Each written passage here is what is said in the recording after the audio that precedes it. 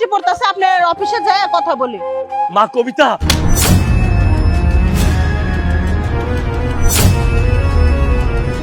ছোট লোকের বাচ্চা, তোর এত বড় সাহস, তোর ওই নোংরা হাত দিয়ে তুই ম্যাডামকে টাচ করেছিস। তোর হাতে যে কত নোংরা লেগেছে, এখন যদি ম্যাডামের কোনো অসুখ বসুখ হয়ে যায় তখন কি তুই জরিমানা দিতে পারবি?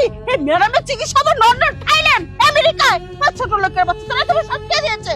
আমার মনে হচ্ছে তোকে নিয়ে আমি পানিতে চুবাই, বাইচাস আমি হাতার জানি না, আমি তো ডুবে যাবো। সেই জন্য তোকে আমি, কত বড় সাহস এই নোংরা হাত দিয়ে তুই ম্যাডামকে, ও নো, নেভার, আমি মেনে নিতে পারছি না। আপনারা এসব কি কইতাছেন? কবিতা আমার মেয়ে, আমি কবিতার বাবা। এই ফকিনীর বাচ্চা, তুই কি বললি? তুই আমাদের ম্যাডামের বাবা? হাস্যকর। এই, তোকে তো দেখে মনে হচ্ছে তুই একটা সামান্য এই এলাকার একটা চাকর, চামচাকু দেখার। আর তুই কিনা আমাদের ম্যাডামের বাবা কি করে হতে পারে? হ্যাঁ, এই সব ছোট লোকের বাচ্চারা, গরিব ফকিনীর বাচ্চারা, এই বড় লোকের সুন্দর চেহারা দেখলি না, ওরা এসে মেয়ে দাবি করে, বউ দাবি করে, ডার্লিং দাবি করে, কত কিছু দাবি করে। কিসের জন্য? এই খামারের মালিক হওয়ার জন্য না ছোট লোকের বাচ্চা। মুন্ডা করতেছে, জুতা দেয় ইচ্ছা মতো পিড়ায়, তাও আমার রাগটা কমবে না। আপনারা এসব কি কইতাছেন? আমি সত্যি কবিতার বাবা। মা কবিতা, তুই ওগো সামনে ক আমি তোর বাবা। ও শিট ম্যাডাম, আমি কিছুই বুঝতে পারতেছি না। আপনি মুক্তির মতন দাঁড়ায় রয়েছেন, এই ছোট লোকের বাচ্চা বারবার বলতেছে আপনি বলে তার মেয়ে লাগেনি, কেন রিয়েক্ট করছেন না? এই চুপ করে কেন দাঁড়ায় রয়েছেন? আপনি আমাদের অনুমতি দেন, দেখেন আমি ধাক্কা দিয়া ওই পুকুরে ফেলাই দেবো, কোনো চিহ্ন থাকবে না, কোনো কেস মামলা কিছু হবে না, তাহলে আমার উপরে দায়িত্বটা আপনি দিয়ে দেন।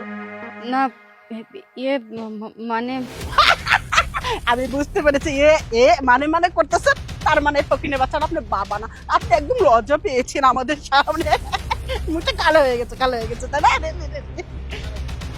আরে ম্যাডাম, আপনি মশাটাকে মেরে হাত কেন কালা করতে চাইছেন আমি তো সেটাই বুঝতে পারতেছি না। আমি আছি না, আমি জন্ম থেকে উত্তেজিত। এই ফকিনীর বাচ্চা, তুই কি এখান থেকে যাবি নাকি আমি তোকে চুবাবো? ম্যাডাম সাঁতার জানে না তাতে কি হয়েছে, আমি কিন্তু সাঁতার ঠিকই জানি। এমন ভাবে চুবাবো না মরে পড়ে থাকবি, আর তোর লাশটাকে মাথায় ছিঁড়ে ছিঁড়ে খাবে। যা ফকিনীর বাচ্চা। কবিতা, কবিতা, তুই একবার আমার বাবা করে ডাক। কবিতা, তোর সামনে ওরা আমার গালে থাপ্পড় মারলো, অপমান করলো, তুই কিছুই করলি না। তোর কি মনে পড়ে তুই যখন ছোট্ট আসিলি, তোর মায়ের বিরাট বড় অসুখ হয়েছিল, 2টা কিডনি নষ্ট হয়েছিল, আমার কাছে টাকা আসিল না চিকিৎসার জন্য। পরে এক অফিসারের অফিসে গেছিলাম সাহায্য চাওয়ার লাগিয়া। তোর মায়ের পেটের ব্যথার লাগিয়া ওই অফিসারের চেয়ারে বইছিল। অফিসার আয়া তোর মায়ের পেটের মধ্যে লাগতে পারে, তারপর থেকে তোর মা মারা যাওয়ার সময়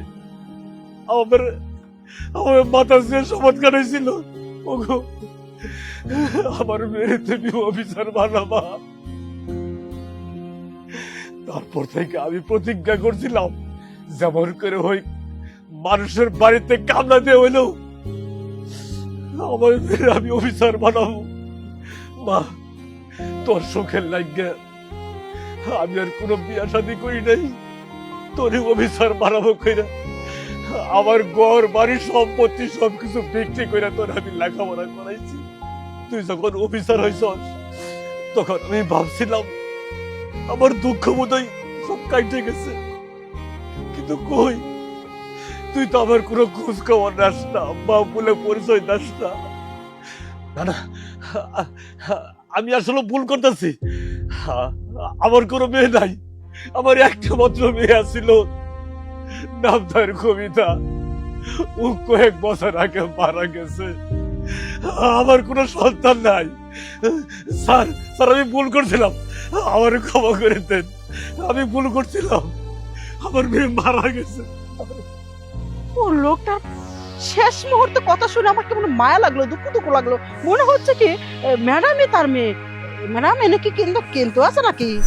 বেশি কথা বলেন আপনারা, চলুন। শিওর, চলেন, আপনি চলেন, অফিসে চলেন, খাওয়া দাওয়া করবেন, কফি রেডি আছে, চলেন।